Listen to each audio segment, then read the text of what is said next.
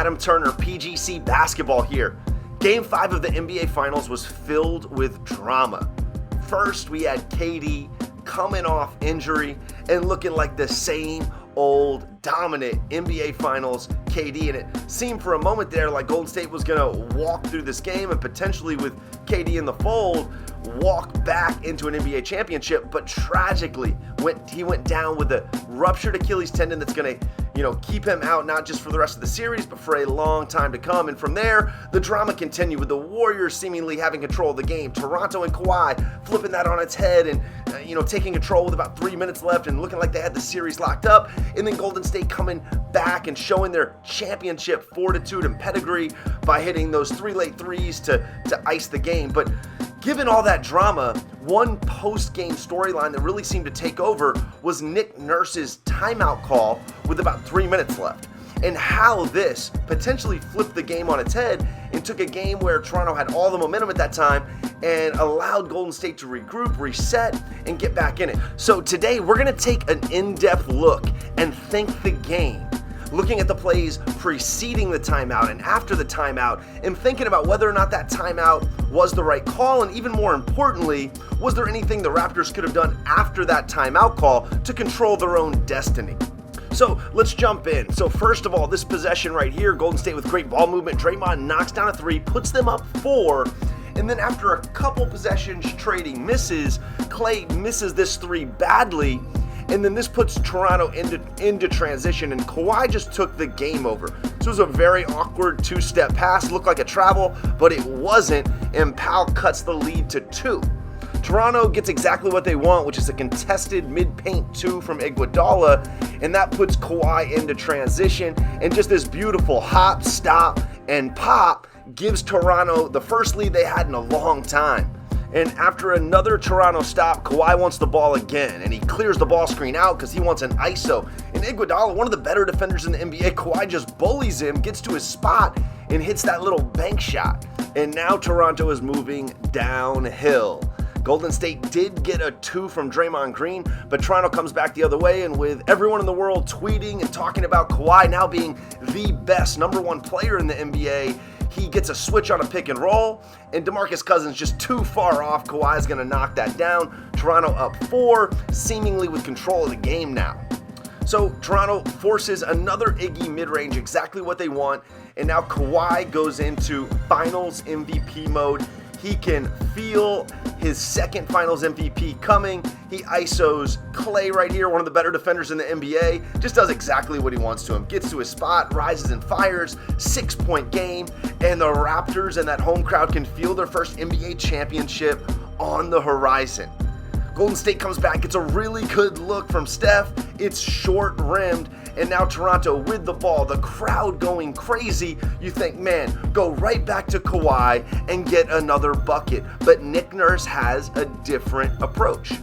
Nurse knows with 4 timeouts remaining, he's going to lose 2 of those timeouts if the game goes under 2 minutes. And so he wants to use those 2 timeouts to talk to his team about how to finish this game. And that caused a lot of uproar because Kawhi was hot.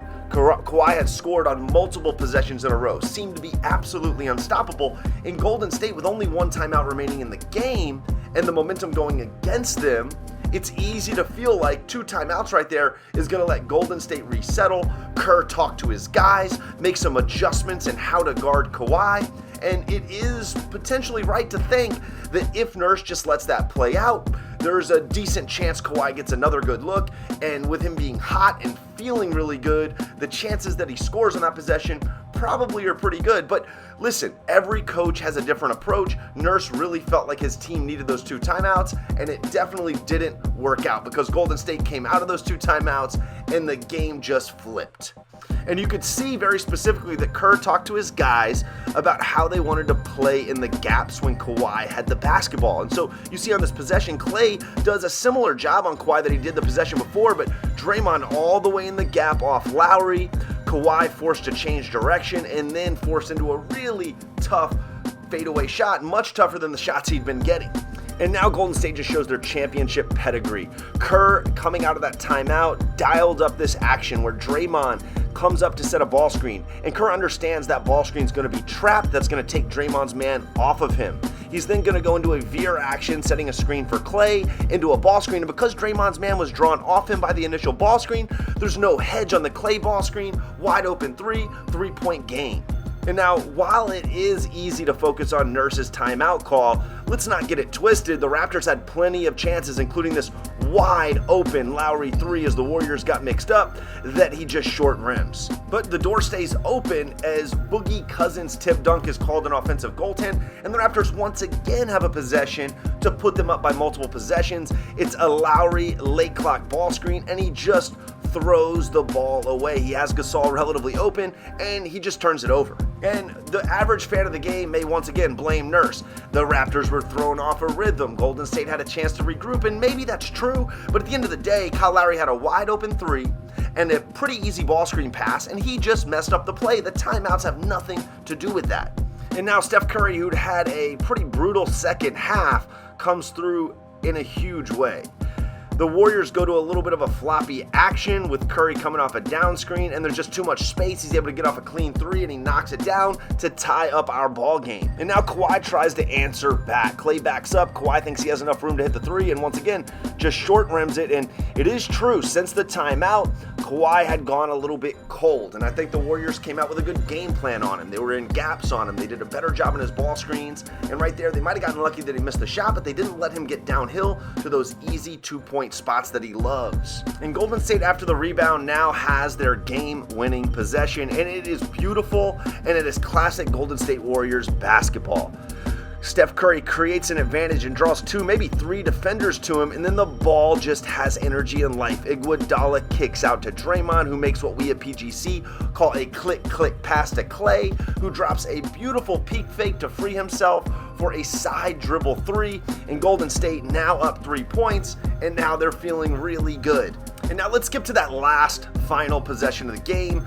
The Raptors, Lowry had a 2-point make, and then Boogie came down and had a big moving screen, and now it's Toronto basketball, chance to win it. Of course, they're going to go to 2014 Finals MVP Kawhi Leonard, and as he ISOs, Golden State makes a key decision. You're going to see Andre Iguodala roam in the paint. Draymond Green is on the left block guarding 2, and Iggy comes and traps Kawhi's drive. They're going to get it out of his hands and make someone else make a shot and make a play. And now it just becomes team rotation basketball. Livingston steps up onto Van Fleet, not the guy you want to make the shot, and Draymond makes the key play of the game, and it's really huge. He stays on Marc Gasol long enough for Van Fleet to not see an opening to get Gasol the ball. All he has is a pass to Lowry in the corner, and on the airtime of that pass, Draymond is able to get out to the shooter and make serious impact on the shot. And so we're going back to Golden State for Game 6, and we're all excited as NBA fans, but let's go back to the original point, Nick Nurse's timeout. I'm sure he would want those timeouts back, and I'm sure he'd want to play that possession differently in retrospect. But at the end of the day, a lot of players made mistakes in this game. The coaches made mistakes in this game both ways. And no one mistake, including those timeouts, can lose the game for you. If you look before the timeout, yes, Toronto had momentum. Yes, Kawhi was torching the Warriors. But after the timeout was called, they still had great opportunities. They just didn't take advantage of them. So players, coaches, remember, there's no one mistake that will win or lose a game for you. A basketball game at the high school level is 32 minutes, college level 40, and NBA 48. There are hundreds and hundreds of plays and decisions that will be made. Some will be right, some will be wrong. It's our job as players and coaches to play through the wrong decisions and stay at our best. If you're interested in learning how to be at your absolute mental and physical best at the end of championship games, you have to join us this summer at Point Guard College. We still have a ton of spots open, and we have courses all across North America. And hey, if you like this video, do us a favor, hit that like button down below. Leave us a comment, let us know what you think and what else you want to see. And then lastly, hit that subscribe button on the screen right now. Definitely ring that bell so you don't miss any of the content that we're going to be putting out this summer. It's going to be great. And hey, everybody enjoy Game 6.